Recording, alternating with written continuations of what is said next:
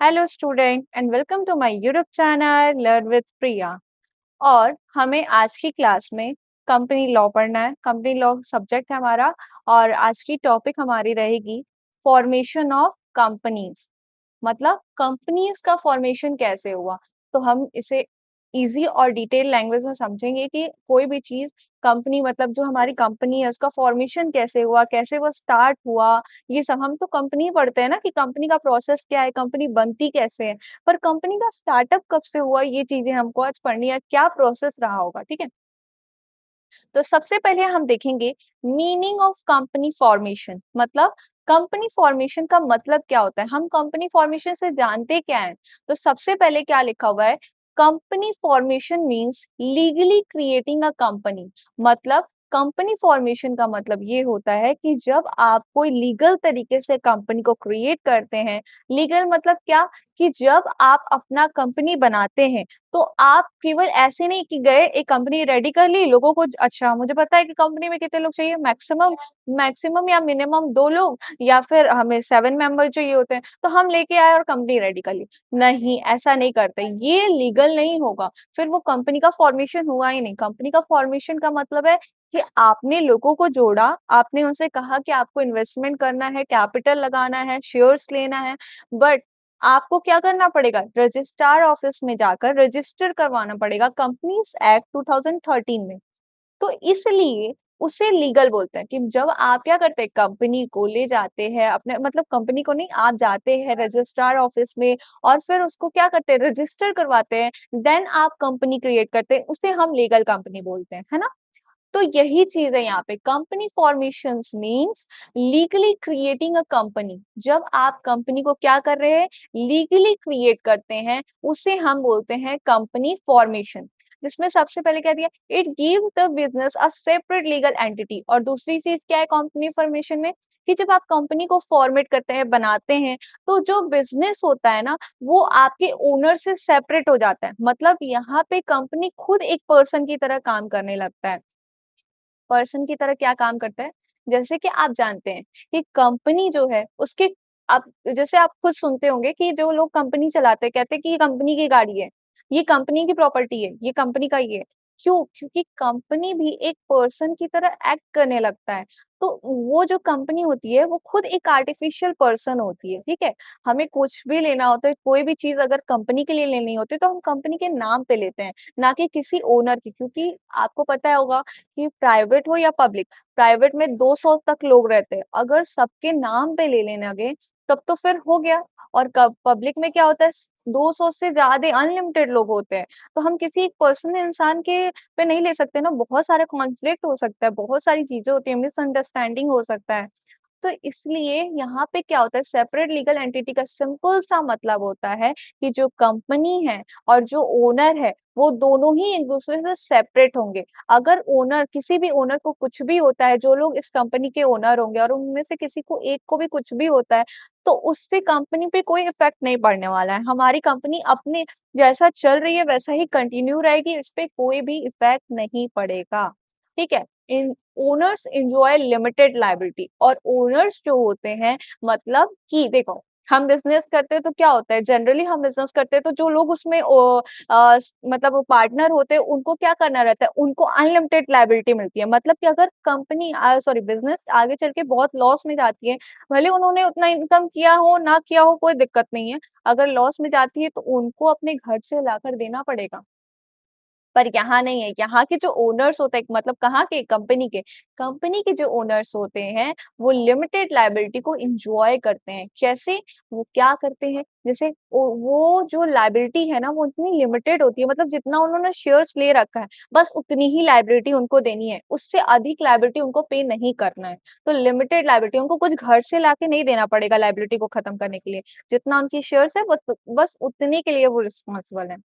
ठीक है, तो क्या सबसे पहले कंपनी का फॉर्मेशन क्या है, वो लीगली क्रिएट होता है। लीगली मतलब कि आप रजिस्ट्रार ऑफिस में जाइए, उसको रजिस्टर करवाइए, तब क्रिएट करिए कंपनी। दूसरा चीज ये सेपरेट होता है, मतलब कि जो कंपनी होगी और जो ओनर होंगे वो दोनों ही एक दूसरे से सेपरेट होंगे। और तीसरा चीज कि ओनर्स जो है वो लिमिटेड लायबिलिटी को एंजॉय करते हैं, मतलब उनको कुछ भी अपने घर से लाके देने की जरूरत नहीं है।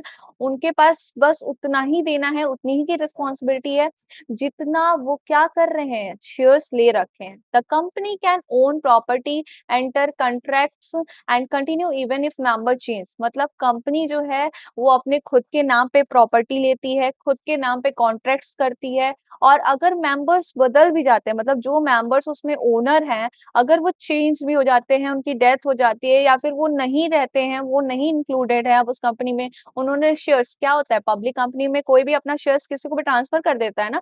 भले मान लो, मैं एक एग्जांपल देती हूँ कि मैंने भले किसी कंपनी की 1% शेयर लिए रखी है। अब मुझे अचानक से मन किया कि मुझे अब कोई फायदा नहीं हो रहा है, कोई प्रॉफिट नहीं हो रहा है, अब मैं शेयर्स किसी और को दे देती हूँ। तो वो क्या हो गया, अब वो दूसरे अपना शेयर किसी और को दे दिया, अब तो वो उस कंपनी का ओनर है नहीं, अब वो उस कंपनी में इन्वॉल्व नहीं है। तो क्या कंपनी उसके जाने से कंपनी बंद हो जाएगी? नहीं। क्यों? क्योंकि वो सेपरेट लीगल एंटिटी है। यहाँ पे मेंबर्स या ओनर्स की चेंज होने से, डेथ होने से कुछ भी इफेक्ट नहीं पड़ता है, क्योंकि यहाँ पे जो भी लोग हैं, जो कंपनी है वो खुद के नाम पे सारी चीजें करती है, खुद के नाम पे प्रॉपर्टी खरीदती है, कॉन्ट्रैक्ट भी खुद के नाम पे, सारी चीजें उसके खुद के नाम पे होती हैं। यहाँ पे किसी भी मेंबर्स के अकॉर्डिंग कोई भी इफेक्ट नहीं पड़ने वाला है। हमारी कंपनी क्या रहेगी? कंटिन्यू रहेगी। ठीक है। फिर हम आते हैं फीचर्स ऑफ कंपनी, मतलब कंपनी का फीचर्स। ठीक है, मैंने पढ़ाया भी है वैसे, लेकिन फिर भी देख लेते हैं कि मेन फीचर्स क्या है। अभी मैंने फिर से बताया कि सेपरेट लीगल एंटिटी, मतलब जहां पे ओनर और कंपनी दोनों ही एक दूसरे से अलग होते हैं। ओनर्स की वजह से कोई भी इफेक्ट कंपनी पे नहीं पड़ने वाला, और अगर आगे चल के कंपनी को कोई प्रॉब्लम होती है तो उससे ओनर पे कोई इफेक्ट नहीं पड़ने वाला। ये नहीं कह सकते कि कंपनी आपकी डूब गई या कंपनी लॉस में चली गई है तो रिस्पॉन्सिबिलिटी किसकी होगी? ओनर की? नहीं, रिस्पॉन्सिबिलिटी ओनर की नहीं होगी। उनको कोई इफेक्ट नहीं पड़ना चाहिए, उनका जैसा है वैसा ही कंटिन्यू रहेगा। ऐसा नहीं कि कंपनी बहुत लॉस में है तो ओनर्स जाएंगे और अपने घर से ला कर देंगे, नहीं, ऐसा कुछ नहीं है, क्योंकि यहाँ पे क्या है, सेपरेट लीगल एंटिटी है। कंपनी और मेंबर्स, ओनर्स जो भी हैं, वो सब अलग होते हैं। ठीक है। फिर आता है लिमिटेड लायबिलिटी ऑफ मेंबर्स, मतलब जो भी मेंबर्स हैं उनकी लायबिलिटी क्या है? लिमिटेड है। ये मैंने अच्छे से बताया है अभी थोड़ी देर पहले। फिर आता है परपेचुअल सक्सेशन। परपेचुअल सक्सेशन का मतलब क्या होता है कि वही बात, अगर किसी भी मेंबर को कुछ भी होता है, जो उस कंपनी में शेयर्स ले रखे हैं या वो उसमें डायरेक्टर है, जो भी हैं, अगर उसमें कुछ होता है उन लोग को, तो हमारी कंपनी बंद नहीं होने वाली है, वो कंटिन्यू चलेगी, हमारी कंपनी चलेगी, वो जैसे रन कर रही है वैसा ही रन करेगी, उसपे कोई इफेक्ट नहीं पड़ेगा। फिर आता है कॉमन सील, जिसे हम लीगल सिग्नेचर कहते हैं। हम बोलते हैं ना कंपनी का अपना स्टैंप है, अपना सिग्नेचर है। यहाँ पे कुछ भी ऐसा नहीं होता है कि किसी ओनर का, हमने किसी ओनर का वैलिड कर दिया कि ये सिग्नेचर जो है वो वहां पे रहेगा। ठीक है। यहाँ पे जो भी है कंपनी के नाम पे बनता है, कंपनी का स्टैम्प बनता है, कंपनी का सिग्नेचर बनता है। जहां पे भी कंपनी से रिलेटेड काम होगा, अगर कोई डॉक्यूमेंट है जो कंपनी के लिए है, तो कंपनी का ही सील लगेगा, वहां किसी भी आदमी का सील या किसी पर्सन का जो ओनर ले रख शेयर लेकर रखा है उसका स्टैम्प या सिग्नेचर नहीं लगने वाला है। ठीक है। तो कॉमन सील मतलब कि जहाँ पे कंपनी का खुद का सिग्नेचर होता है, खुद का स्टैम्प बनता है। अब आता है ट्रांसफरिटी ऑफ शेयर्स, मतलब ट्रांसफर ऑफ शेयर्स, मतलब कि दो तरह की कंपनी होती है, तीन तरह की वैसे होती है, अब तो जनरली तीन तरह का हो गया, 1% कंपनी, प्राइवेट, पब्लिक। ठीक है। तो जो प्राइवेट होती है उसमें ये अलाउड नहीं है, रेस्ट्रिक्शंस है इस पे कि हम अपने शेयर्स को ट्रांसफर नहीं करते, क्योंकि वहां पे लिमिटेशन होती है मेंबर्स की कि 200 तक के ही लोग चाहिए, 200 से ज्यादा नहीं मेंबर्स अलाउड है। और अगर हम ट्रांसफर करने लगे तो फिर क्या होगा, लोग और इन्वॉल्व होंगे, बहुत सारे लोग आएंगे, तो नहीं, ऐसा नहीं है। पर पब्लिक में क्या है, पब्लिक में आप जितने चाहे उतने लोग इन्वॉल्व कर सकते हैं, और इसीलिए पब्लिक में ही आप ट्रांसफर कर सकते हैं शेयर्स का। अगर किसी एक पर्सन ने शेयर्स ले रखा है और अगर वो नहीं चाहता है कि अपना शेयर्स क्या करे, कंटिन्यू रखे, वो उस कंपनी का ओनर बना रहे, तो वो अपना शेयर्स दूसरे को दे सकता है। ठीक है। तो ये था फीचर्स। और फिर क्या आता है, लार्ज कैपिटल बेस, मतलब कि आपको कितना कैपिटल चाहिए इसके अकॉर्डिंग भी चीजें होती हैं। ठीक है? अब हमारा थर्ड पॉइंट आता है